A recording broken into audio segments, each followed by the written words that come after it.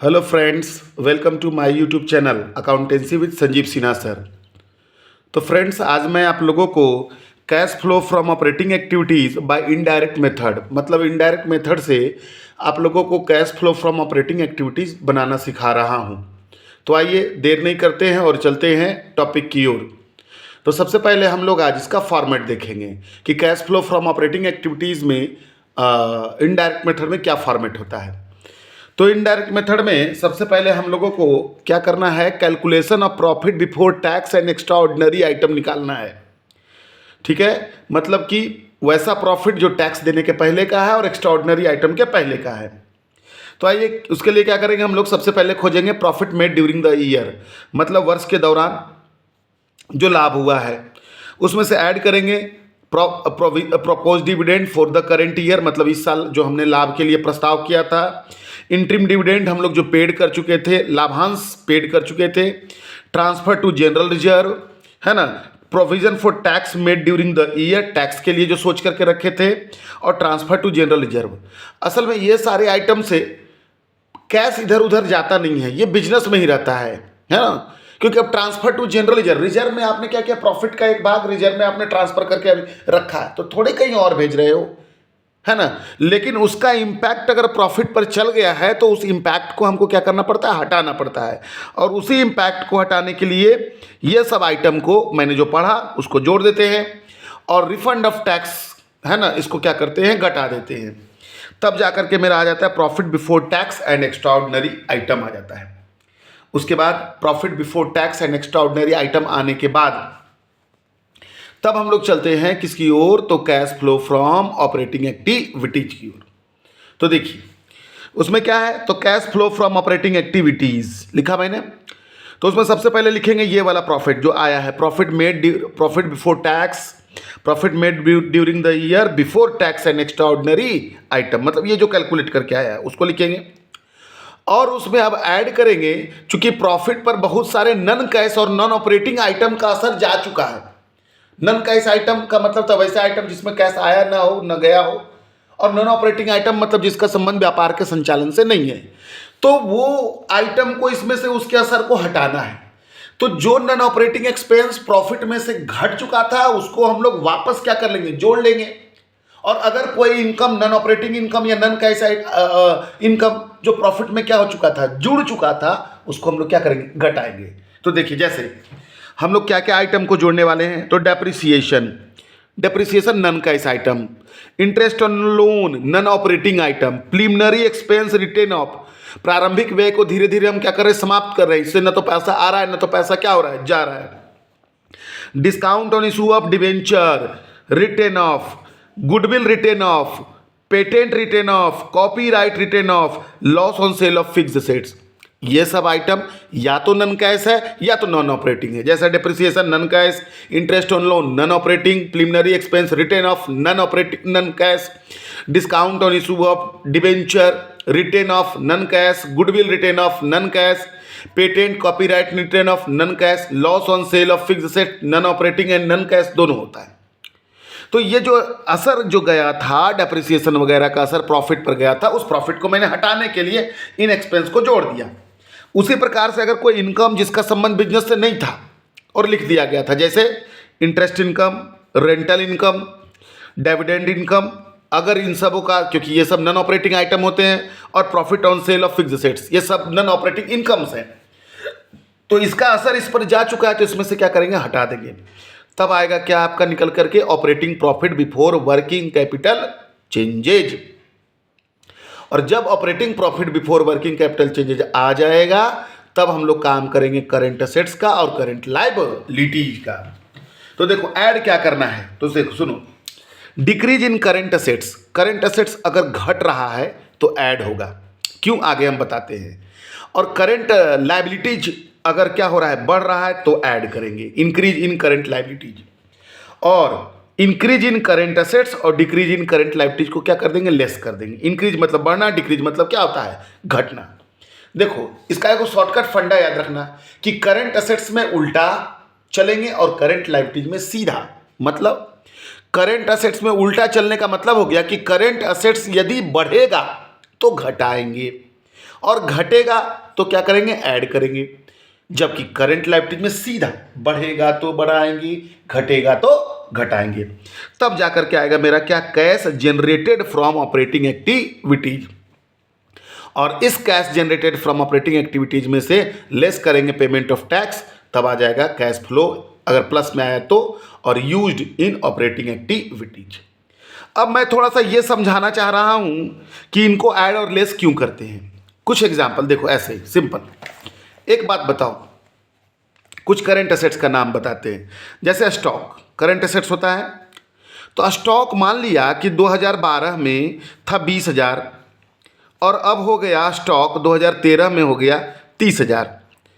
तो भैया स्टॉक मतलब माल, जिस वस्तु का व्यापार कर रहे हैं उसको कहते हैं हम लोग स्टॉक करते हैं।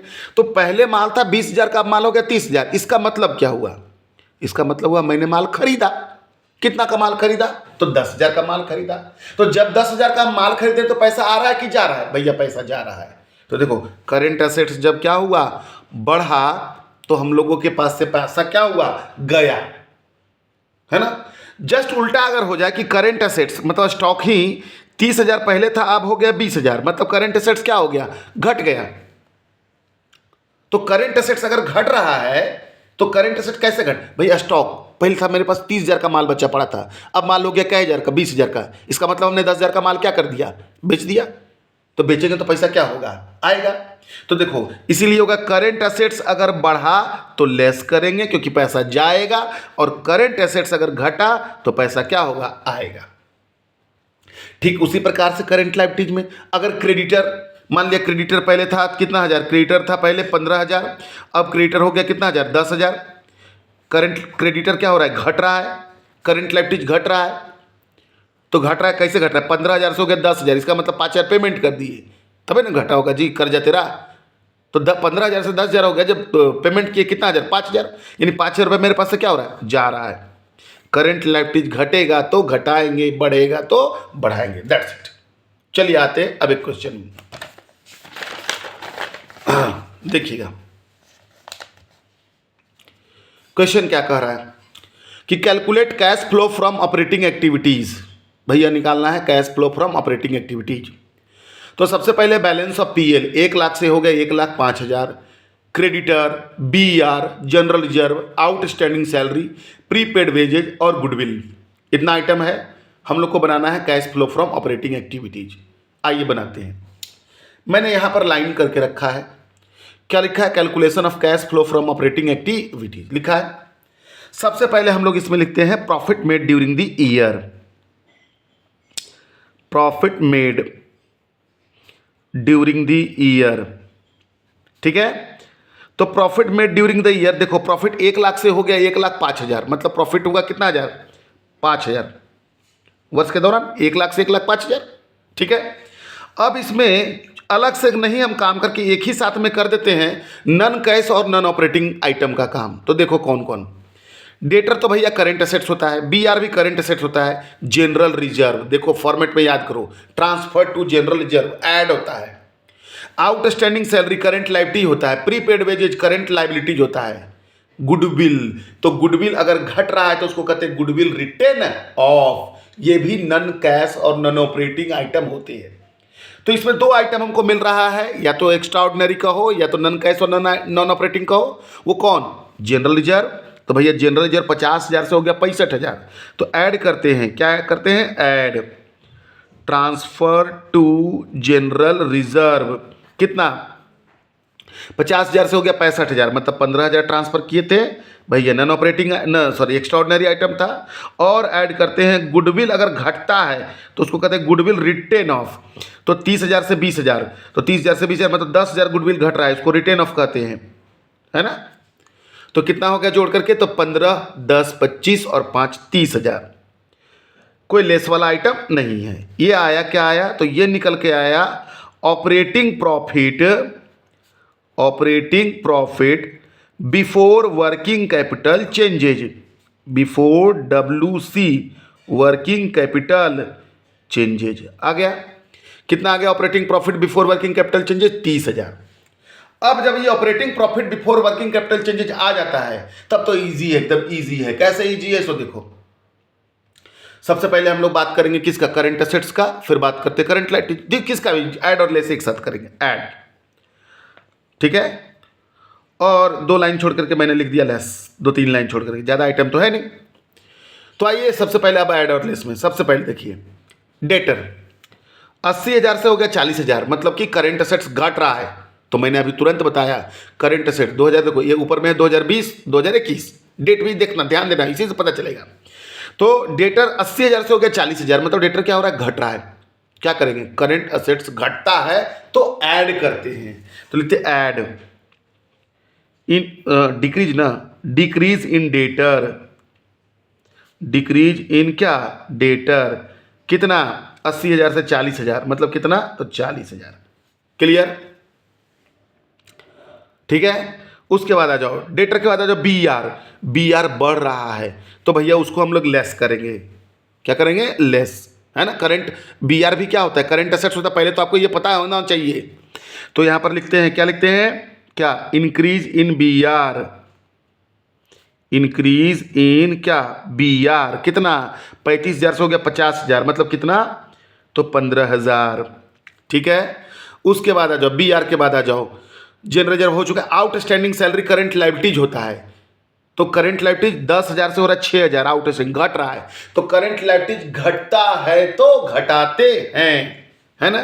तो लिखते हैं क्या, डिक्रीज इन आउटस्टैंडिंग सैलरी, कितना, तो 10,000 से हो गया 6,000, मतलब कितना घट गया, 4,000, ठीक है। उसके बाद जब प्रीपेड वेजेज करंट एसेट्स होता है, तो 30,000 से हो गया 20,000, भैया घट रहा है ना।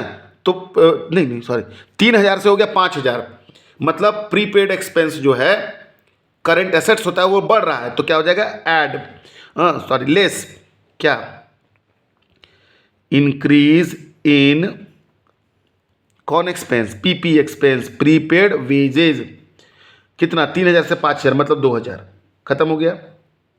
चलिए ऐड में मात्र एक आइटम आया, कितना, 40,000, तो हो गया कितना, 40 और 30 70,000, लेस में आ गया 15 4 19 और 2 21,000, खत्म, है ना। बस और तो कुछ है नहीं, टैक्स वैक्स तो है नहीं, तो 0 का 0 0 का 0 0 का 0, 10 में से गया 1 9, यहाँ में 6 में से 2 गया, कितना बचा, 4, 49,000, बस, इसके बाद तो कुछ है नहीं, तो प्लस में आ गया। तो इसी को लिखेंगे, क्या लिखेंगे, cash flow from operating activities, ठीक है ना। एक बार फिर से आप देख लो, सबसे पहले मैंने क्या लिखा, profit made during the year, उसमें से मैंने एक्स्ट्राऑर्डिनरी आइटम, नन का इस आइटम, नन ऑपरेटिंग आइटम को ऐड करा, जो कि 2 था, ट्रांसफर टू जनरल रिजर्व और गुडविल रिटेन ऑफ, तो आया मेरा operating profit before working capital changes. अब जब operating profit before working capital changes आ गया, तो फिर मैंने काम किया करंट एसेट्स और करंट लायबिलिटीज का। करंट एसेट्स में जैसा कि आप जानते हो, करंट एसेट्स अगर बढ़ता है तो लेस करेंगे, घटता है तो ऐड करेंगे, और करंट लायबिलिटी में सीधा चलेंगे, बढ़ता है तो बढ़ाएंगे, घटता है तो घटाएंगे, है ना। और इस प्रकार मैंने cash flow from operating activities निकाल करके आपको दिखाया, है ना।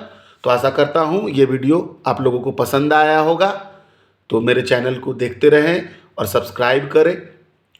धन्यवाद।